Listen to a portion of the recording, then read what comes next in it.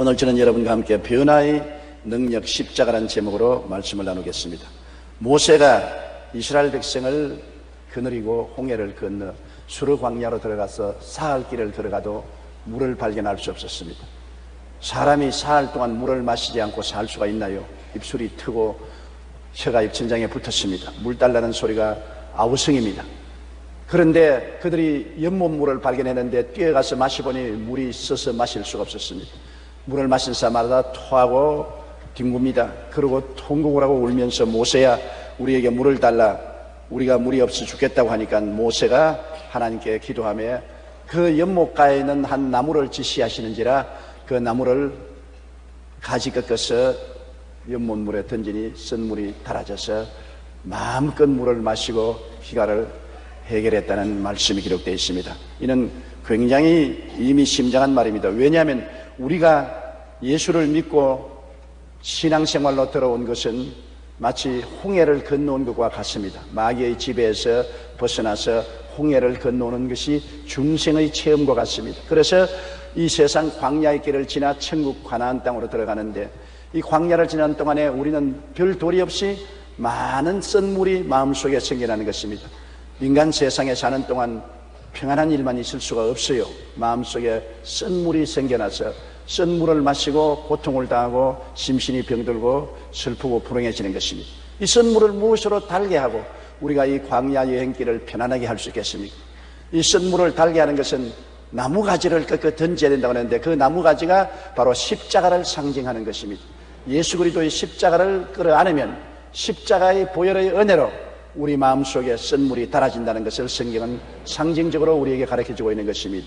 우리가 이 세상 광야를 여행하는 동안에 어떠한 쓴물이 우리 마음속에 생겨나는 것입니까? 첫째로 우리는 세상에 살면서 사람들과 서로 부딪힘으로 미움과 분노의 쓴물이 마음속에 생겨납니다. 부부간에도 미움과 분노, 쓴물이 생겨나고 부모 자식 간에, 형제 간에, 이웃 간에, 사업 파트너 간에 서로 부딪히고 분노의 쓴물, 미움의 쓴물이 마음속에 생겨납니다. 미움이나 분노라는 것이 굉장히 독이 심합니다. 오사카 대학에서 시험을 해본 결과에 개에게 분노를 하게 해서 그 혈액을 뽑아서 독소를 제거해 보니까 그 개 한 마리가 분노를 한 피 속에서 나오는 독소가 8마리의 개에게 주사를 해준 적 다 죽었다는 것입니다. 그만큼 살해할 8마리의 개를 죽일 만한 독소가 한 마리의 개의 분노의 피 속에서 생겨나더라. 그만큼 분노에는 어마어마한 독소가 들어있는 것입니다. 우리가 분노함으로 우리의 심신이 병들고 고통하는 것은 말로 다 할 수 없는 것입니다. 왜 우리는 미움과 분노의 쓴물을 마시지 아니할 수가 없느냐 하면 이 세상에 사는 것이 매일매일 격심한 생존 경쟁을 하기 때문인 것입니다. 가만히 편안히 살 수 있으면 분노할 필요 없지요.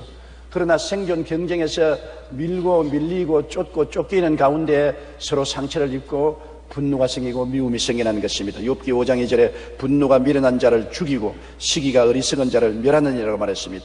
분노는 죽이고 멸하는 독소를 가지고 있다고 말하고 있는 것입니다.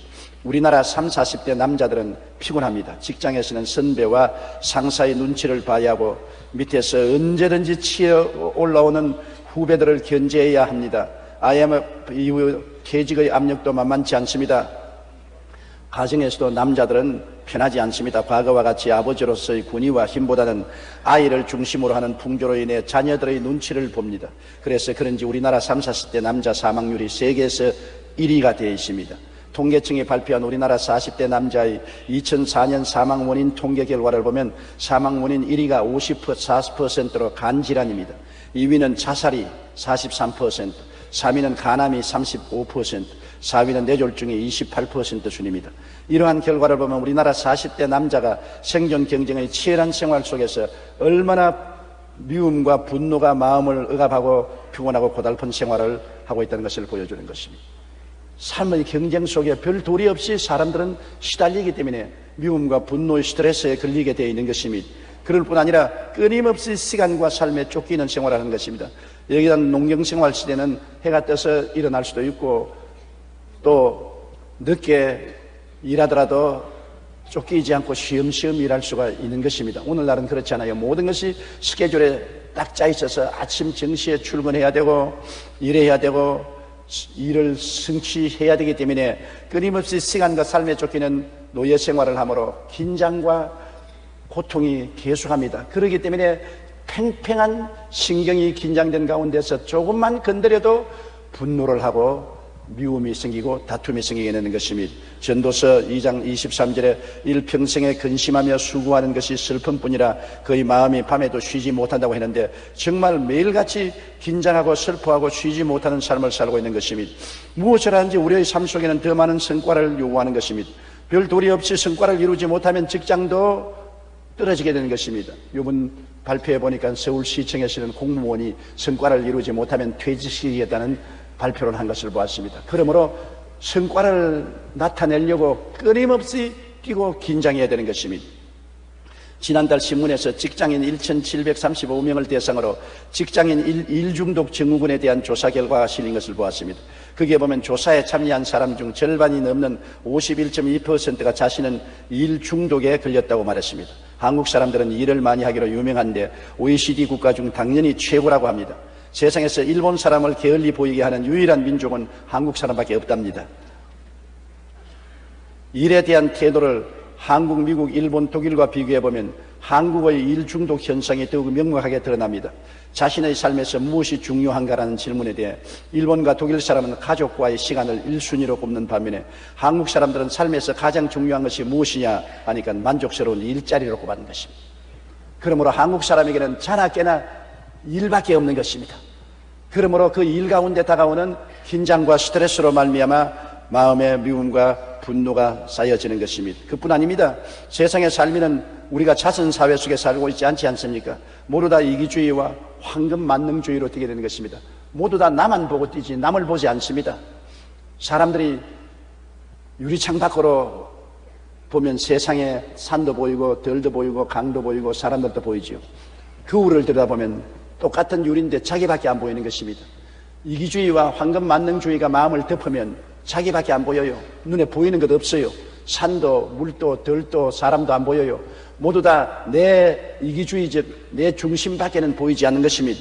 그러므로 자기를 사랑하며 돈을 사랑하며 자랑하며 교만하며 비방하며 감사치 아니하며 거룩하지 아니한다는 디모데후서 3장 2절 말세의 증후군이 생겨나게 되는 것입니다.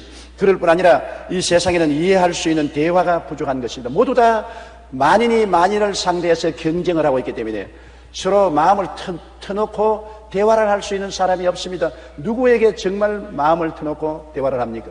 요사이 모 정치인을 보면 밑에 데리고 있던 비서가 온갖 고발을 다 하고 신문에 나오고 텔레비에 나오는 거 보니까 세상에 비서도 믿을 수 없는 세상에 살고 있는 것입니다. 누가 믿을 수 있습니까? 아무도 믿을 수가 없습니다. 남의 말을 안 듣고 이제 자기 말만 하는 시대에 살고 있는 것입니다. 우리가 무슨 말을 해도 자기가 하는 말을 설득시키려고 하지 남의 말을 듣고서 이해하려고 하는 시대가 아닙니다. 이렇기 때문에 오해가 오해를 쌓고 성강을 하고 분노하고 미워할 수밖에 없는 것입니다.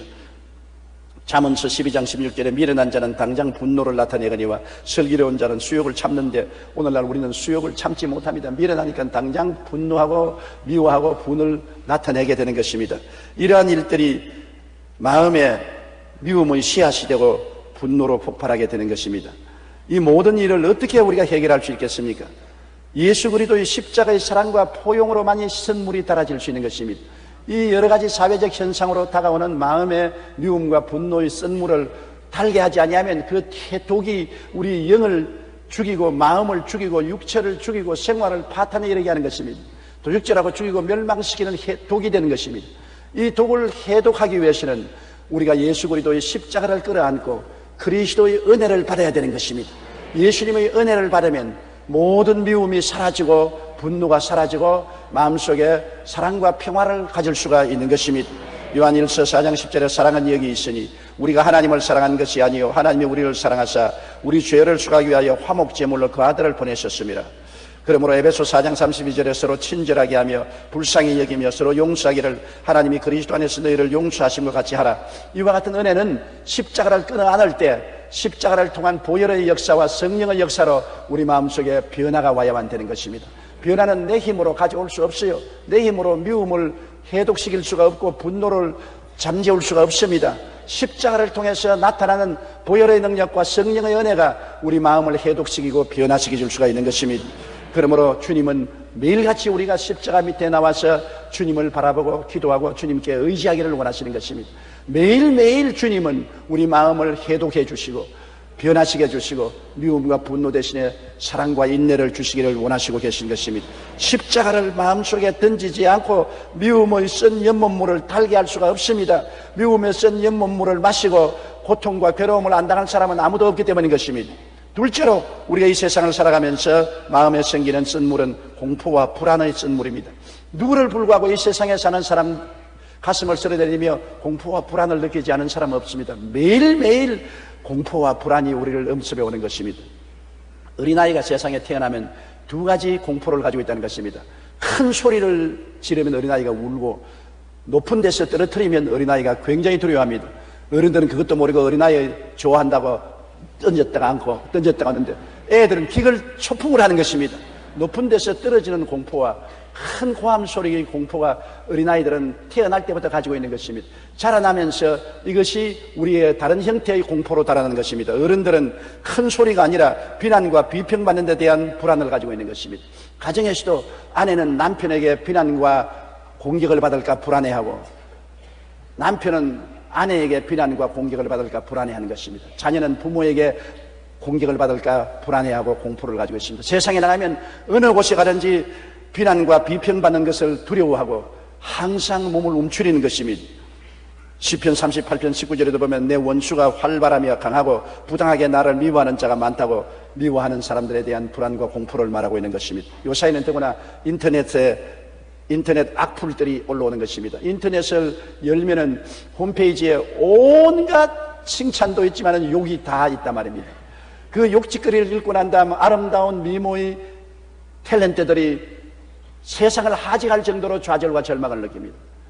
좀 유명하다는 사람은 욕 얻어먹는 사람이 없어요. 욕을 태바지로 얻어먹습니다. 저도 저희 홈페이지에 들어가면 욕을 태바지로 얻어먹어요. 아예 거기에 구독살이 올라와야지. 그걸 보고서 웃고 웃으면 사람 미쳐요. 그러므로 마음이 약한 젊은 여성들이 자기 홈페이지에 들어오는 온갖 악플을 읽고 난 다음에 좌절하고 절망하고 젊은 삶을 자살로서 끝맺히고 마는 비극이 있는 것입니다. 사람들은 다른 사람이 비난하고 비평하는 데 대한 굉장한 불안과 공포를 가지고 있는 것입니다. 그리고 또 이 세상에 살면서 인정받지 못하고 소외되고 버림받는 불안을 가지고 있는 것입니다. 사람은 혼자 살지 못하지 않아요. 함께 삽니다. 집안에서나 이웃에서나 회사에서나 다 함께 사는데 함께 사는 사람들 가운데서 인정을 받지 못하고 소외되고 버림받으면 어떻게 할까 하는 그런 불안이 굉장히 많습니다. 시편 38편 11절에 보면 내가 사랑하는 자와 내 친구들이 내 상처를 멀리하고 내 친척들도 멀리 섰나이다. 사람들이 자기를 멀리하고 소외시키고 인정하지 않을까 굉장히 불안하지요. 사람은 인정을 받으면 굉장히 좋습니다. 자기를 인정하는 자를 위해서 목숨을 버린다는 말이 있는 것입니다. 가정에도 그래요. 남편이 부인을 인정해주면 신바람이 나는 것입니다. 부인이 남편 보고 여보 당신 참 잘해 잘났다면 회사에 가서 하루 종일 우쭐대는 것입니다. 왜냐하면 인정을 받았다는 것은 굉장한 즐거움을 주는 것입니다. 고래도 칭찬하면 춤을 춘다는 말이 있지 않습니까? 고래도조차도 칭찬하면 춤을 추는데 사람들을 칭찬하면 하루 종일 기분이 좋지 않습니까? 지나가는 말 같지만은 보고 아유 굉장히 젊어 보이네요. 왜 이렇게 젊어 보입니까? 그러면 하루 종일 그 음성이 귀에 울리는 것입니다. 젊다, 너는 젊다, 너는 젊다. 체험해봐서 제가 알아요. 우리 성도들이 나를 보고서 아이고 목사님 요사이 젊어졌네요. 50대 같네요. 무슨 소리 그렇게 해요. 그러면서도 하루 종일 귓가에서 너는 젊다, 너는 50대다, 50대다. 그 여운이 남아있어서 기분이 보통 좋지 않다고. 사람들이 칭찬을 받고 인정을 받는다는 건 굉장한 삶의 기름 부음이 되는 것입니다. 그러므로 우리는 이 세상에 살면서 할 수만 있으면 이웃을 칭찬하고 인정하고 긍정적으로 말하는 습관을 들여야 되는 것입니다. 늘 남을 헐뜯고 비난하고 남의 결점을 잡는 것은 대단히 나쁜 습관이고 자기도 좋지 않고 남도 좋지 않습니다. 그러므로 사람들은 인정받지 못하고 소외되고 버림받는 불안을 가지고 있고, 또 삶에 실패할까 패배할까는 불안이 있습니다. 무슨 일을 하더라도 반드시 성공한다는 보장이 없기 때문에 혹시 실패하면 어떻게 할까 하는 살얼음 위에 걸어가서 얼음이 꺼질까 싶어서 겁나는 것처럼 불안증이 마음속에 가득하고, 패배하면 어떻게 할까 두려움이 있는 것입니다. 욥기에 보면 욥은 동방에서 제일 가는 부자였지만은 그가 욥기 3장 25절에 내가 두려워하는 그것이 내게 임하고 내가 무서워하는 그것이 내게 미쳤다고 해서 항상 무서워하고 두려워하고 살았다는 것을 보여주고 있는 것입니다. 그뿐 아닙니다. 우리는 질병과 죽음에 대한 불안은 그림자처럼 다가오는 것입니다. 언제 무슨 병이 들지 모릅니다. 요사이는 더구나 비만증으로 말미암아 다가오는 성인병이 많습니다. 고혈압, 신경통, 심장병, 관절염, 암, 온갖 질병이 언제 내게 다가올지 모르는 것입니다. 질병에 대한 불안과 언제 죽을지도 모르는 그런 불안증이 있어서 모든 사람들은 죽음의 그림자 속에 살고 있는 것입니다. 그러므로 우리는 이 세상에 살면서 불안과 공포의 썬물을 늘 마시고 있는데, 이 썬물을 청산해야 돼요. 매일같이. 불안과 공포의 썬물을 어떻게 청산합니까? 매일같이 십자가 밑에 나가서 주님을 바라보면 십자가를 통하여 주님께서 우리에게 부어주는 은혜와 사랑을 통해서 불안과 공포를 이길 수가 있는 것입니다. 십자가를 통하여 우리는 하나님이 우리를 사랑하시고 우리를 돌보아 주시는 것을 알 수 있는 것입니다. 내가 너를 버리지 아니하고 내가 너를 떠나지 아니하라는 것을 십자가를 통하여 우리는 알 수가 있는 것입니다. 하나님이 나의 목자가 되셔서 나를 도와주시고 보호하시고 이끌어 주신다는 신념을 십자가 보혈을 통해서 성령의 은혜로 우리가 느낄 수 있는 것입니다. 우리 마음의 불안과 공포의 썬물을 다른 무엇으로도 달게 만들 수 없습니다. 근원적으로 달게 만드는 것은 예수 십자가를 끌어안으면 내가 죄를 지었음에도 불구하고 못났음에도 불구하고 버림을 받아야 마땅함에도 불구하고 죄인은 그대로 못난 그대로 나를 품어주시고 사랑해주시고 하나님 자녀로 삼아주시고 은혜를 베풀어 주시는 하나님을 바라보게 되고 마음이 편안하고 잠잠해지는 것입니다. 내 힘으로 지어 먹어서 될 수 없습니다. 주님 십자가 밑에 나가서 내가 불안과 공포를 가지고 부르짖을 때 하늘에서 평화가 마치 군대가 도시를 점령하듯이 우리 마음속에 임하여 우리 마음을 점령해서 우리 마음속에 평안하게 되어버리고 마는 것입니다. 그렇기 때문에 매일 우리가 주님께 새벽 기도하는 것은 굉장히 중요하지요. 새벽에 나와서 주님께 부르짖음으로 마음의 불안과 공포를 다 잠재워버리고 넘치는 하나님의 평안을 가지고 하루를 살아갈 수 있는 행복을 느낄 수가 있는 것입니다. 히브리서 13장 5절로 6절에 내가 결코 너희를 버리지 아니하고 너희를 떠나지 아니하리라. 그러므로 우리가 담대히 말하되 주는 나를 돕는 자신이 내가 무서워하지 아니하겠노라. 사람이 내게 어찌하리요? 하나님이 나를 도우시는데 사람이 내게 어찌하리요? 마음속에 평안을 가져올 수 있습니다. 이것은 십자가의 은혜로 그렇게 될 수 있는 것입니다. 셋째로 우리의 가슴 속에 늘 생기는 선물은 열등의식의 선물입니다. 누구든지 마음속에 열등의식을 가지고 있어요. 자기가 잘났다고 뽐내는 사람은 오히려 열등의식이 있기 때문에 그거를 덮으려고 의시되는 것이 바로 잘났다고 교만을 떠는 것입니다. 열등의식은 우리 마음속으로 굉장히 고통을 주는 것입니다. 우리가 왜 열등의식을 가집니까? 가난하고 어려운 성장기에 대한 열등의식은 반사회적 반항의식을 가져오는 것입니다. 우리가 자라날 때 헐벗고 굶주리고 가난하게 자라났다. 그러므로 나보다 잘 먹고 잘 입고 잘 사는 사람에 대해서 열등의식을 느끼고 반항심을 느끼는 것입니다. 공산주의라는 것은 못 살고 가난한 사람들이 잘 살고 재산을 가진 사람들에 대한 열등의식에서 생겨난 것입니다. 열등의식이라는 것은 반사회적인 반항의식을 가져오는 것입니다. 지난 27일 송파구 문정동 개미마을 30가구에 배달된 요구르트 사건 알지요? 요구르트에 세제를 집어넣어가지고서 마신자 말자 목이 타고 구토를 하고 야단 법석을 해서 굉장히 신문에 나고 텔레비에 뉴스거리가 된 것입니다. 그 범인을 잡고 보니 손모 씨라는 사람인데 그 어머니는 가락동 시장에서 과일 장사를 하며 고생을 하는데 개미마을 사람들은 국가 땅에서 강제로 전용해서 판자촌 짓고 살다가 편안히 살면서 재개발로 쉽게 돈을 국가에서 보상받게 됐다. 그러니 배가 아프죠. 열등의식이 생기는 것입니다. 똑같이 고생하는데 왜 저는 국가에서 보상받고 우리 어머니는 가락동 시장에서 내내 과일 장사하면서 고생하느냐. 에라 내 못 먹는 밥에 재나 뿌려보자. 그래가지고서 개미마을 사람들에게 요구르트를 쫙 나눠주는데 또 공짜라고 먹은 게 큰일이죠. 공짜 없어요 여러분. 문을 열어보니까 문 밖에 요구르트가 공짜로 있으니까 좋다고 마셨다가 큰 변을 당한 것입니다. 가난하고 어려운 삶에서 생겨난 열등의식이 사회적인 반항의식으로 나타나게 된 것입니다.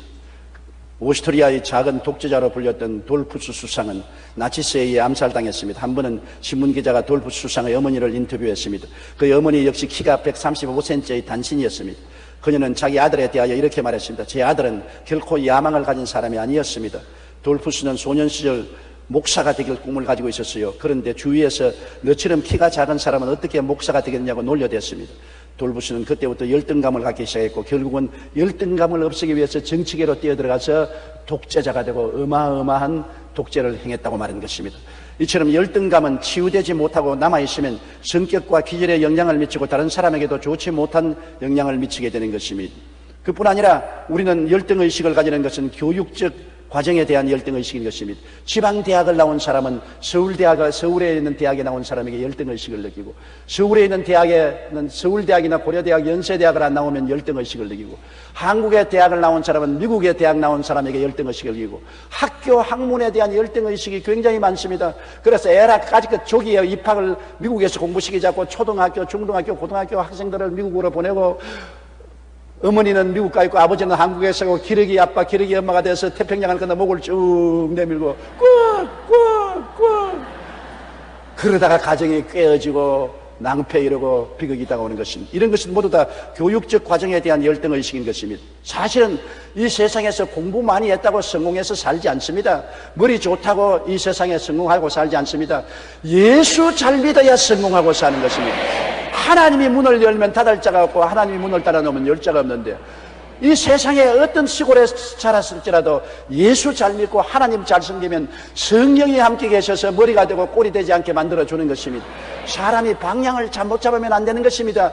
오해를 하면 안 되는 것입니다. 참으로 잘 사는 길은 하나님을 섬기는 길이고, 지혜의 근본이 하나님을 알고 믿고 섬기는 것이 지혜의 근본인 것을 알아야 되는 것입니다. 그런데도 불구하고 교육적인 과정에 대한 열등의식으로 사람들은 오늘날 고통을 당하고 썬물을 마시고 있는 것입니다. 또한 외모에 대한 열등의식도 대단한 것입니다. 요사이 신문에 보니까 젊은 여성치고 성형외과를 찾지 않은 사람이 거의 없다고 말한 것입니다.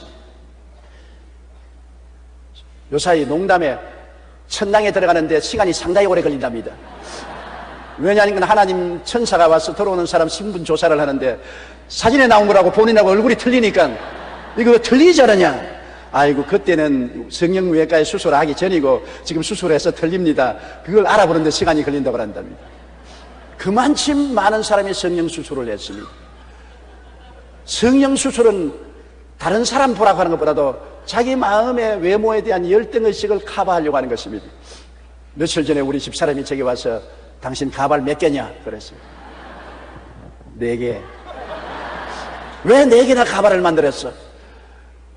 젊을 때부터 머리가 조금씩 벗어지니까 한번 덮어보려고 만드는 것이 4개나 만들었다. 저조차도 거울을 들여다보면 보기 싫거든. 머리가 벗어졌으니까. 더구나 텔레비에 나오는 머리는 번쩍거려서 정말 보기가 싫어요.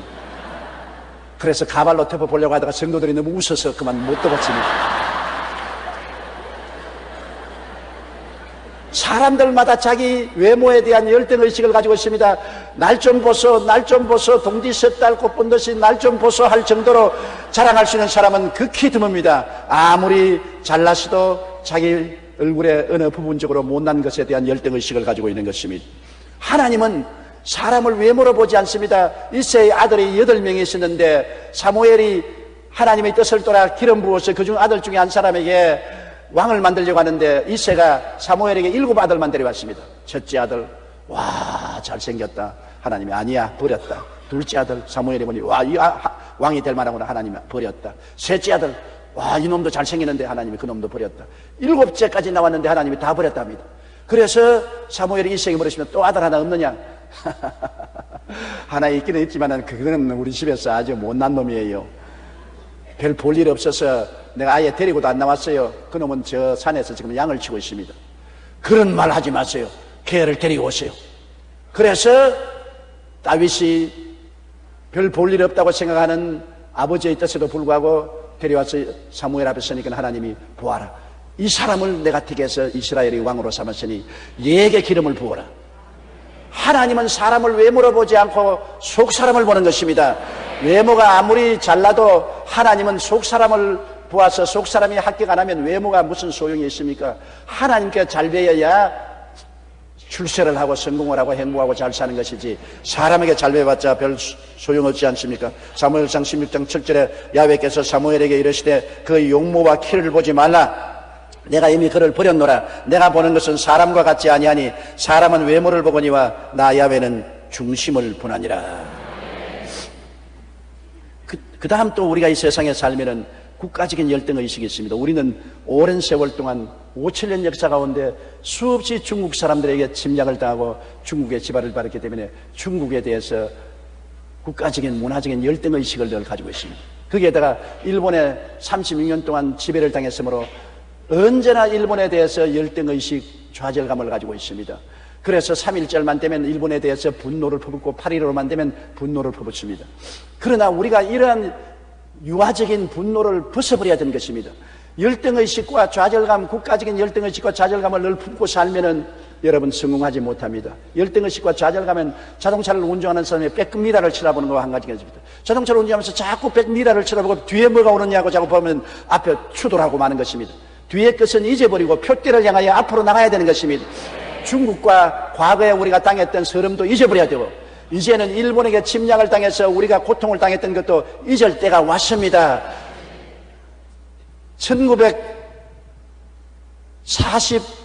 1945년 8월 15일 아득한 옛날에 이미 지나간 역사적 한 사건인 것입니다. 이제는 역사적인 사건으로서 기억은 하지만은 그를 따라서는 감정적인 분노와 슬픔과 억울함과 이것을 청산해버릴 때가 왔습니다. 그러고 난 다음에 우리는 앞으로 전진해 나가야 되는 것입니다. 과거사의 수치를 지금까지 연속하는 것은 비극이 되고 마는 것입니다. 우리는 적은 민족이지만은 이스라엘이 적은 민족이라도 하나님이 이스라엘을 사랑하사 선택하니까 바벨로니아, 아수르와 메데파사, 로마 다 망해도 오랜 유구한 세월 동안 적은 이스라엘은 지금도 면면히 살아서 세계적인 우수한 국가와 민족으로 남아있는 것입니다. 신명기 7장 7절에 야훼께서 너희를 기뻐하시고 너희를 택하시면 너희가 다른 민족보다 수요가 많기 때문이 아니라 너희는 오히려 모든 민족 중에 가장 적으니라. 모든 민족 중에 가장 적더라도 예수 잘 믿으면 하나님이 높여주시는 것입니다. 성경에 저가 나를 사랑한 적 내가 저를 건지리라, 저가 내 이름을 안 적 내가 저를 높이리라고 말씀한 것입니다. 우리가 적은 민족이라도 우리가 예수를 잘 믿고 하나님을 잘 섬기면 하나님이 건지고 하나님이 높여주는 것입니다. 그렇기 때문에 역사적인 옛날에 대해서 열등의식이나 수치심이나 분노를 가지고 있어서는 안 되는 것입니다. 우리는 그러나 모두 다 이런 마음의 열등의식을 가지고 고통을 당하는데 이것도 예수님 십자가 밑에 나와서 십자가를 끌어 안으면 하나님의 은혜와 보혈의 역사로서 다 씻어버리고 열등의식과 좌절감에서 벗어나야 되는 것입니다.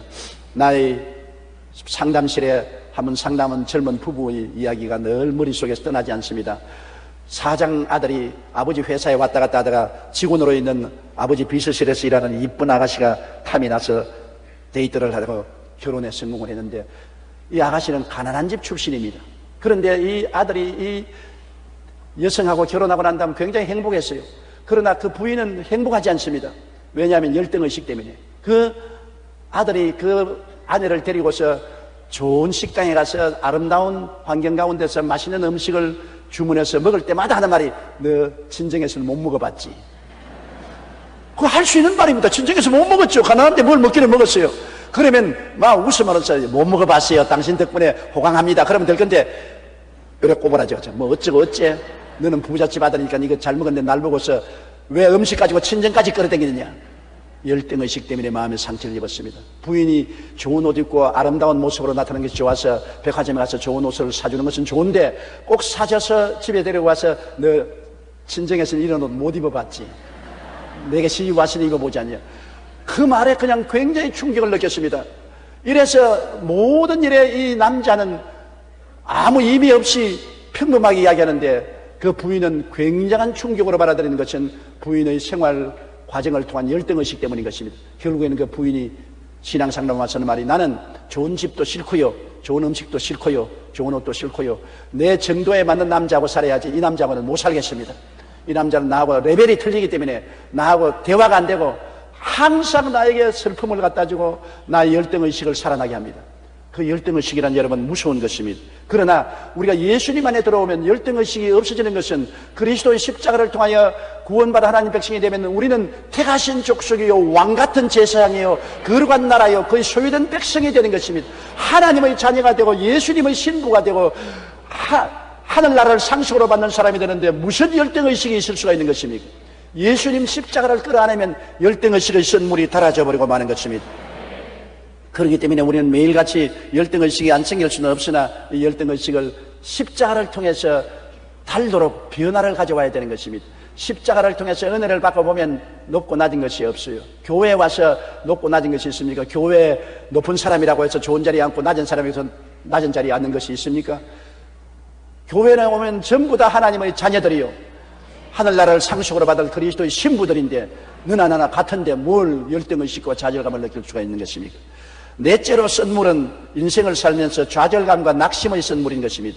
우리의 마음속에 좌절감이 다가오고 낙심이 다가온 선물, 항상 좌절감, 낙심 속에 눈물을 흘리고 사는 사람이 있습니다.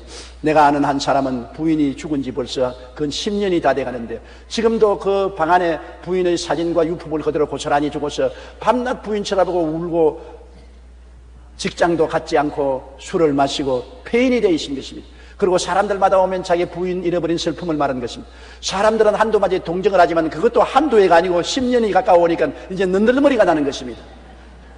왜냐하면 언제나 좌절감과 낙심의 썬물을 마시고 있으면 그 인생은 파괴되고 마는 것입니다. 지나간 것은 뒤로 던져버리고 잊어버리고 새로 인생을 살아야 되는 것입니다. 하나님은 누구든지 그리스도 안에 있으면 새로운 피조물이라 이전 것은 지나갔으니 보라 새 것이 되었도다. 십자가 밑에 나오면 하나님은 우리를 새롭게 만들어주는 것입니다. 예수를 통해서 주시는 새로운 삶을 우리가 살아야지 옛날 삶에 붙잡혀서 눈물 흘리고 지나고 있으면 안 되는 것입니다. 사람들은 좌절감과 낙심의 썬물을 마시는 것은 자기의 무력감을 늘 마음속에 의식하고 있는 것입니다. 이스라엘 백성 중에 열정탐꾼은 가나안 족속들을 바라보고 그들과 우리 비교하는 우리는 메뚜기더라. 메뚜기 자화상을 가지고 있습니다. 항상 나는 메뚜기다, 나는 메뚜기다, 메뚜기다, 메뚜기다. 메뚜기가 사람하고 어떻게 싸웁니까? 그러니까 뒤로 물러가지요. 나는 못한다, 나는 못해요, 나는 안 돼요, 할 수 없어요, 나는 죽어요. 그러면 안 되고 못 되고 죽어요. 안 기뻐도 마음속에 나는 예수 그리스도를 믿고서 나는 기뻐요, 나는 기뻐요, 나는 기뻐요, 나는 기뻐요. 여러분 하루에 10,000번만 기쁘다고 해보십시오. 기쁨이 솟아나지.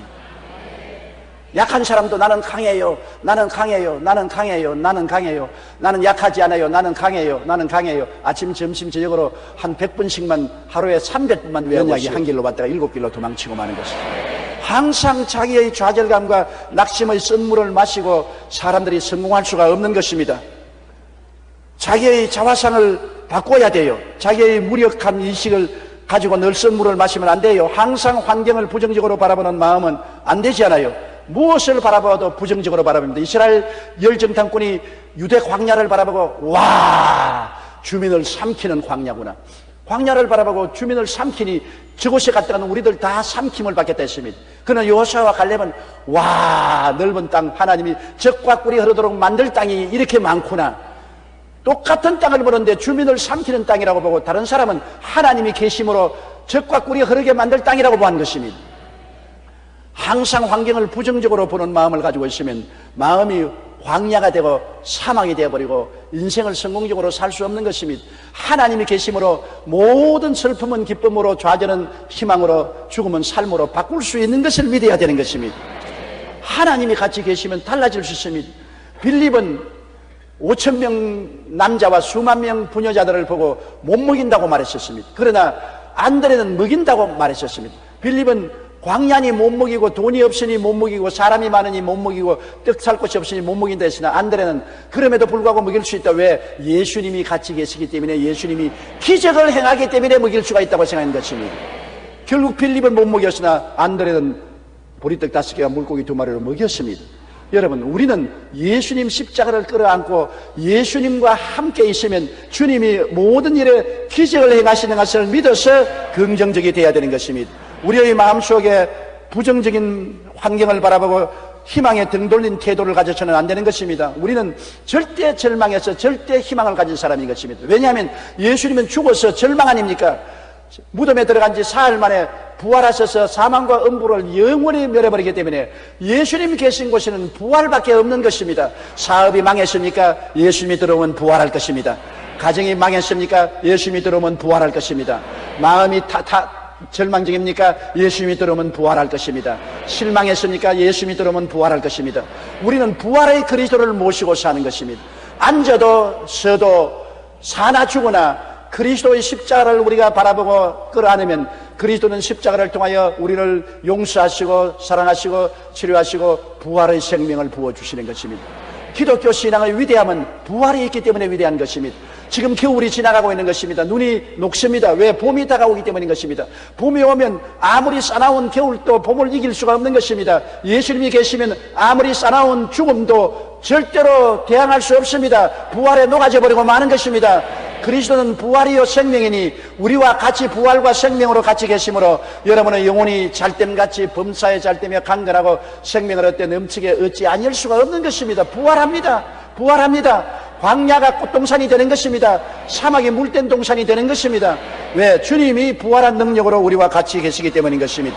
로마서 8장 32절에 자기 아들을 아끼지 아니하시고 우리 모든 사람을 위하여 내어주시니가 어찌 그 아들과 함께 모든 것을 우리에게 주시지 아니하겠느냐, 그렇게 말하는 것입니다. 다시 살아나신 그리스도 예수시니 그는 하나님 우편에 계신 자요 우리를 위하여 간구하는 자시라고 말씀하고 있는 것입니다. 인간의 삶에는 항상 쓴물이 넘쳐납니다. 미움과 분노의 쓴물, 불안과 공포의 쓴물, 열등의식의 쓴물, 좌절감 등 이런 쓴물을 늘 마시고 살면 실패합니다. 쓴물을 변화시켜야 되는 것입니다. 이 쓴 마음의 샘물에 십자가 그리스도를 끌어안으면 즉시로 쓴물이 달아지고 변화가 다가오는 것입니다. 사랑과 평안과 자존심과 희망의 샘으로 변화되고 삶은 행복을 가져오게 되는 것입니다. 샘물과 같은 보혈 앞에 나와서 씻고 십자가를 우리 마음속에 끌어안으면 우리 마음의 모든 쓴물은 달게 되고 변화가 오게 되는 것입니다. 예수 그리스도 안에서는 변화의 기적이 있는 것입니다. 그리스도의 십자가는 우리에게 보혈과 성령의 능력으로 흑암에서 광명으로, 무질서에서 질서로, 죽음에서 생명으로, 죄에서 미로, 가난에서 부여로 변화시키는 기적을 나타내 주는 것입니다. 광야를 지나오면서 우리가 목이 말라 허덕이다가 쓴물을 마시고 쓰러질 수밖에 없지만은 예수 십자가를 끌어안으면 모든 쓴물은 달아지고 우리는 기뻐지고 소망차게 되고 즐거워지고 용기 백배해서 승리적으로 살아갈 수 있는 것입니다. 십자가 무한 영광일세. 십자가 나를 위한 치료의 샘물인 것을 믿게 되시기를 주님 이름으로 축원합니다. 고개 숙여 기도드리겠습니다. 사랑이 많으신 우리 하나님 아버지요, 우리는 이 광야 같은 세상을 지나면서 별 도리 없이 내시마다 마음속에 쓴 연못물이 생겨납니다. 미움과 분노의 쓴물, 불안과 공포의 쓴물, 열등의식의 쓴물, 좌절감과 낙심의 쓴물이 솟아나고 쓴물을 마시고 우리는 좌절과 절망합니다. 내 아버지 하나님이시여, 이 쓴물을 마시지 않고 이 쓴물을 단물로 변화시키는 십자가를 끌어안게 도와주시옵소서. 십자가 앞에 나가서 주님께 부르짖으면 보혈의 능력과 성령의 권능으로 모든 쓴물은 달아지고 오히려 쓴 경험이 우리에게 축복의 단물이 된다는 것을 알게 도와주시옵소서. 예수님 이름으로 기도드립니다. 아멘.